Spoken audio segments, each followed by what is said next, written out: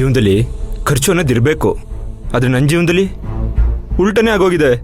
ಜೀವನದಲ್ಲಿ ಖರ್ಚಿಲ್ಲ, ಖರ್ಚಲ್ಲೇ ನನ್ನ ಜೀವನ ಇದೆ ಅಂತ ಅನ್ನಿಸ್ತಿದೆ. ಇವತ್ತು ಬರ್ದಿರೋ ಖರ್ಚಲ್ಲಿ ಏನೋ ಒಂದು ಮಿಸ್ ಆಗಿರೋ ಥರ ಇದೆಯಲ್ಲ.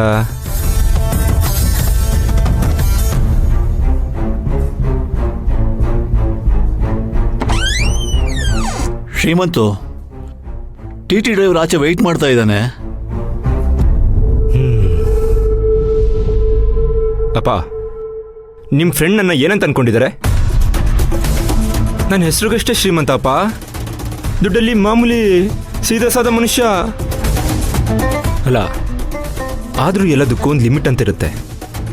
ನಿಮ್ಮ ಫ್ರೆಂಡಿಗೆ ಖರ್ಚು ಮಾಡೋಕ್ಕೊಂದು ಹಿತಿಮಿತಿ ಬೇಡವಾ? ಮನೆದೇವ್ರಿಗೆ ಟಿಟಿಲಿ ಹೋಗೋಣ ಅಂತ ಯಾರು ಹೇಳಿದ್ದು? ನಾನು ಹೇಳಿದ್ನಾ? ಇಲ್ಲ ತಾನೇ. ಅವ್ರಿಗವ್ರಿಗೆ ಕರ್ಕೊಂಡು ಹೋಗಿದ್ದಾರೆ ಅಂದಮೇಲೆ ಟಿ ಬಾಡ್ಗೆನೋ ಅವ್ರಿಗವ್ರೆ ಕೊಡೋದು ಬಿಟ್ಟು ಎಲ್ಲ ಖರ್ಚು ನನ್ನ ತಲೆ ಮೇಲೆ ಹೇಳಿದ್ರೆ ಅಲ್ಲ, ಏನಪ್ಪ ಅರ್ಥ ಇದು? ನೀವೇ ಹೇಳಿ. ಇವ್ರು ಒಂದು ಕಡೆಯಿಂದ ಖರ್ಚು ಜಾಸ್ತಿ ಮಾಡ್ಕೊಂಡು ಬರೋದು, ನಾನು ಇನ್ನೊಂದು ಕಡೆಯಿಂದ ತೀರಿಸ್ಕೊಂಡು ಬರೋದು. ಇಡು ಜೋಡು ಸೂಪರಾಗಿರುತ್ತೆ. ಅದು ಹಾಗಲ್ವೋ? ಆಗಲ್ವೋ ಈಗಲ್ವೋ ಅನ್ನೋದು ಬಿಟ್ರೆ ನಿಮ್ಗೇನು ಮಾತೇ ಬರಲ್ವಪ್ಪ? ಅಪ್ಪ, ಎಲ್ಲ ಖರ್ಚು ಆಯಿತು ನಾನು ಕೊಡ್ತೀನಿ ಅಂತ ಒಪ್ಕೊಬಿಡಿ. ನಮ್ಮ ಕೈಲಾಗಲ್ಲ, ನೀವೇ ಕೊಡಿ ಅಂತ ಹೇಳಿ. ಕ್ವಶನ್ ಕೇಳಿದ್ರೆ ಸಾಕು. ಈಗ ತಾನೇ ಹುಟ್ಟಿರೋ ಮಗು ಥರ ಏನು ಗೊತ್ತಿಲ್ಲ ಅನ್ನೋ ಥರ ನಿಂತ್ಕೊಬಿಡಿ.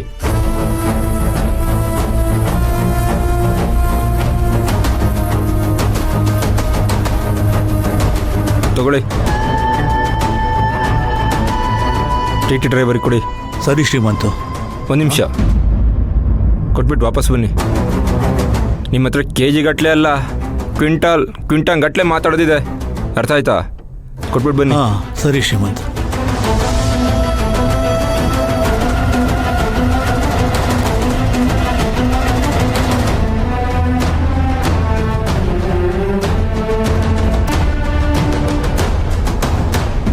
ಏನಪ್ಪ ಕೂತ್ಕೊಂಡು ಕಾಫಿ ಕುಡಿಯೋದು ಬಿಟ್ಟು ನಿಂತ್ಕೊಂಡೇ ಕುಡಿತಾ ಇದೀಯಲ್ಲ?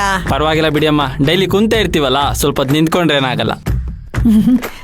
ತಗೊಳ್ಳಿಮ್ಮ. ವಿಬ್ಬಾ ಜಾನ್ವಿ ತಗೊಂಡೋಗ ಒಳಗಿಡು. ಹಾಂ ದುಡ್ಡು ತಗೊಳ್ಳಿ, ಎಣಿಸ್ಕೊಳ್ಳಿ. ಪರವಾಗಿಲ್ಲ ಬಿಡಿ ಸರ್, ನಿಮ್ಮ ಮೇಲೆ ನಂಬಿಕೆ ಇದೆ, ಲೆಕ್ಕ ಎಲ್ಲ ಹಾಕಿ. ಸರಿ ಸರ್, ಬರ್ತೀನಿ ಅಮ್ಮ, ಬರ್ತೀನಿ. ನಾಗರಾಜು, ನನ್ನ ಮೊಮ್ಮಗನ ತಾಪಮಾನ ಹೇಗೋ ಇದೆ ಈಗ? ವೆಂಕಟು ಟಿಟಿಗೆ ದುಡ್ಡು ಕೊಟ್ಟಿಲ್ಲ ಅಂತ ಕುತ್ಕುತ್ತಾ ಅಂತ ಕುದೀತಾ ಇದ್ದಾನೋ ಹೇಗೆ? ಕುದ್ದು ಬ್ಲಾಸ್ಟ್ ಆಗೋ ತರ ಇದಾನಮ್ಮ. ಈಗ ಅವನ್ಕೊಪ್ಪನ ಹೇಗ್ ಕಮ್ಮಿ ಮಾಡ್ಬೇಕು ಅಂತಾನೆ ಗೊತ್ತಾಗ್ತಿಲ್ವಲ್ಲಮ್ಮ. ಅಪ್ಪ, ನೀವು ವೆಂಕಟಪ್ಪ ಅಂಕಲ್ ಹತ್ರ ದುಡ್ಡು ಇಸ್ಕೊಂಡು ಟಿ ಅವರು ಕೊಡ್ಬೇಕಿತ್ತು ತಾನೆ? ಟಿಟಿಗೆ ವೆಂಕಟನೇ ದುಡ್ಡು ಕೊಡ್ತೀನಿ ಅಂತ ಹೇಳಿದ್ದ. ಅದು ನಾವು ಕೊನೆಗೆ ಇಳಿಯೋದಲ್ವಾ? ಅವನ ಹತ್ರ ಹೇಗೆ ದುಡ್ಡು ಇಸ್ಕೊಡ್ಲಿ ಅಂತ ನಾನೇ ಸುಮ್ಮನಾದೆ.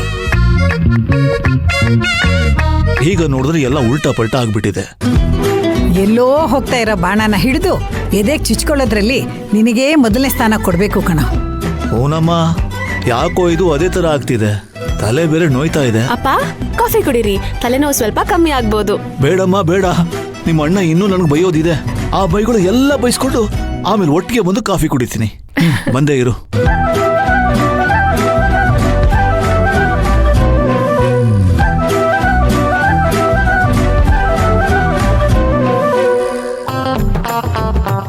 ಬರೀ ದುಡ್ಡು ಕೊಡೋದೇ ಆಗ್ತಿದೆ, ಬರೀ ಔಟ್ ಗೋಯಿಂಗ್, ಇನ್ಕಮಿಂಗ್ ಅನ್ನೋದೇ ಇಲ್ಲ. ಏನು ಮಾಡೋದಲ್ಲೋ ಶ್ರೀಮಂತ. ಆಹಾ, ಈ ದುಡ್ಡಿನ ಗಿಡ ಏನಾದರೂ ಸಿಕ್ಕಿದ್ರೆ ಆಹಾ ಎಷ್ಟು ಚೆನ್ನಾಗಿರೋದು.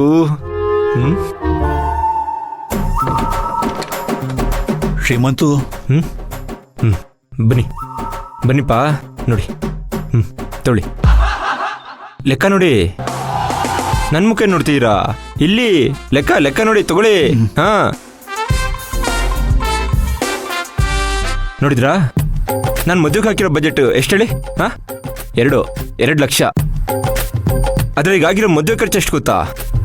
4 ಅಲ್ಲ 9 ಲಕ್ಷ ಗಡಿ ದಾಟ್ ಹೋಗ್ತಾ ಇದೆ. ನಾನು 10-20 ಉಳಿಸಿ ಲಕ್ಷ ಕೂಡಿಡೋದು, ಇವರೆಲ್ಲ ಸೇರಿ 1000ನ ಲಕ್ಷದಲ್ಲಿ ಖರ್ಚು ಮಾಡೋದು.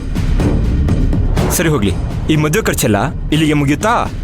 ಇಲ್ಲ, ಇನ್ನು ರೈಲಿ ಬೋಗಿ ಥರ ಸಾಲ ಖರ್ಚು ಮೇಲೆ ಖರ್ಚು, ಖರ್ಚು ಮೇಲೆ ಖರ್ಚು ಹೋಗ್ತಾನೇ ಇದೆ.